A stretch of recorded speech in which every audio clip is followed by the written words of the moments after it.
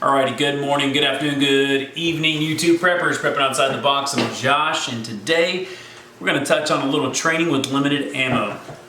And in this ever extremely limited time to get ammo, where unless you're constantly refreshing pages online or browsing stores early in the morning, it's hard to get some. I get that. But like I've said before, train on whatever you got and replenish it as you can.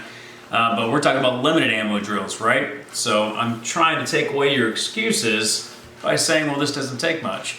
Anyways, this was brought up to me by a beast of a man I knew in the Marines back when I served, and he said that I wanted to bring up before, train with your ammo, but I need to give some ideas on limited ammo training, right? Drills you could do to hone skills, but not really use a lot of your surplus, right? So it's a good idea. I can't really argue with it. And we're gonna go ahead and jump right into it. Before we do, don't forget your damn 5 safety rules. I did a video on it. It's super important. And no matter what, learn them by heart. Those 5 safety rules should be known by everybody. I know some have 6 and 10, I've talked about that, but they should be known by everybody if you're ever gonna be around firearms. Simple lessons to rules to live by. Goodness gracious. Anyways, let's get into it. So we're going to go over 5 of them. The first one is going to be a 2-mag, 5-round drill. 5 rounds total for the drill, right? And 2 mags. And in most of these drills, you're going to have a buddy that loads your magazines. And the idea is so you don't know the round count, right? And on this one, so let's say you're doing it with your pistol, your buddy loads 1 and 4, 2 and 3, 5 and 0, whatever you want to do. The idea is that when you're going through, you can't anticipate really when that reload is. You don't know because you didn't load 2 and 3, and you can pop off and do this quick, awesome, looking cool in front of the video reload. Now you're going to get surprised. Is it the first round? Is it the third round? 4th round? Whatever it is, and you're going to go over that. It's 5 rounds, 2 mags. If you want to increase any of these, make them a little more challenging, a little more fun. Snap caps are a huge thing you can get. They're also good for dry fire, but you can throw them in to any of these drills so it forces you to work on immediate action, right? Clearing the stoppage and all that stuff, getting back into the fight. Another one, which is one of my favorites, is making any of these drills a stress shoot. So going out there and building up all that stress and anxiety and everything, working out and getting yourself tired, and then running through these drills. Because like we said before, there's reasons. There's perfectly good reasons to do stress shoots because there's different skills that are honed instead of just going out there nice and calm shooting paper targets, right? But anyways, let's go to number 2. So the second drill is going to be one that most people know. It's a failure drill, and it's just 2 to the chest, 1 to the head, or groin, right? So most people say 2 and 1.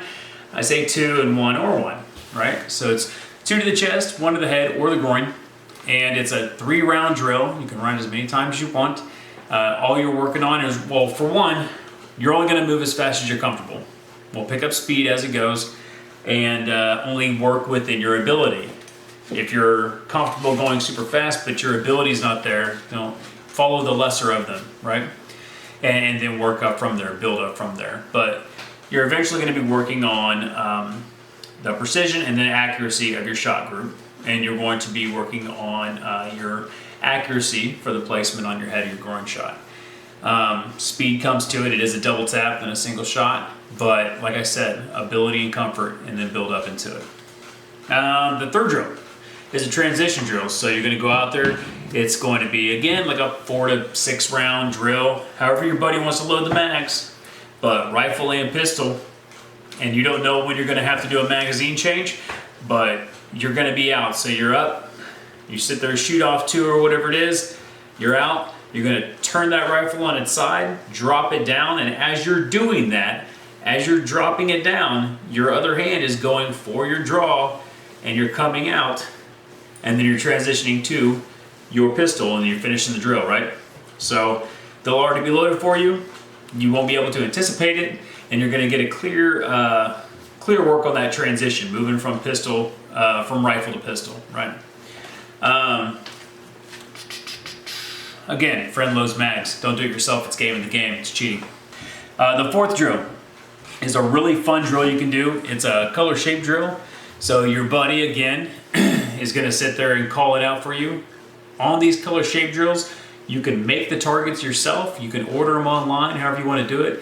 But it's just triangles, circles, squares, and different colors. So you have some green, some blue, some red, you know, triangles, circles, and squares. And then your buddy sits there next to you, and you guys have already discussed a round count.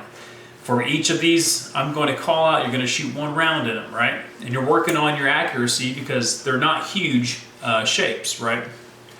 So you have it out there, you know, 15 yards or whatever it is, and it's just a little triangle with color in it. And he'll sit there and be like, hey, red. And now all of a sudden you're hitting every single shape that has a red color in it, right? Or he'll say triangle. You're hitting every single one. He'll say blue circle, every blue circle.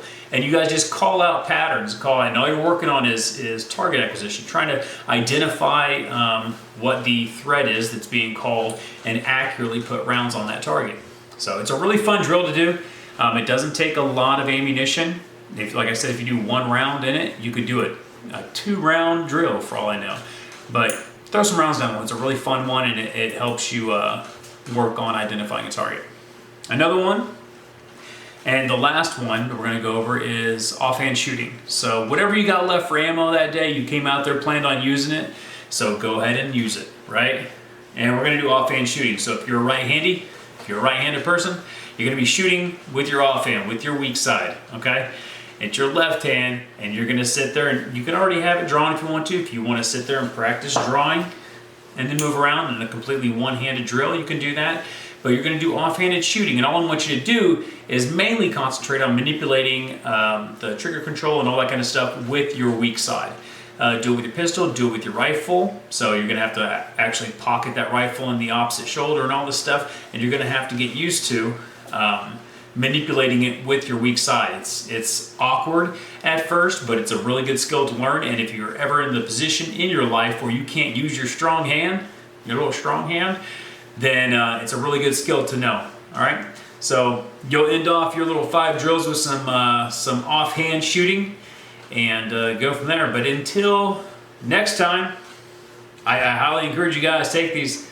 It doesn't take a lot of ammo, less than 100 rounds, and you can go through and get some good training. Make it a stress shoot, make it more fun, and get some good training. But anyways, until tomorrow, it's Prepping Outside the Box. I'm Josh, and I'll see you then.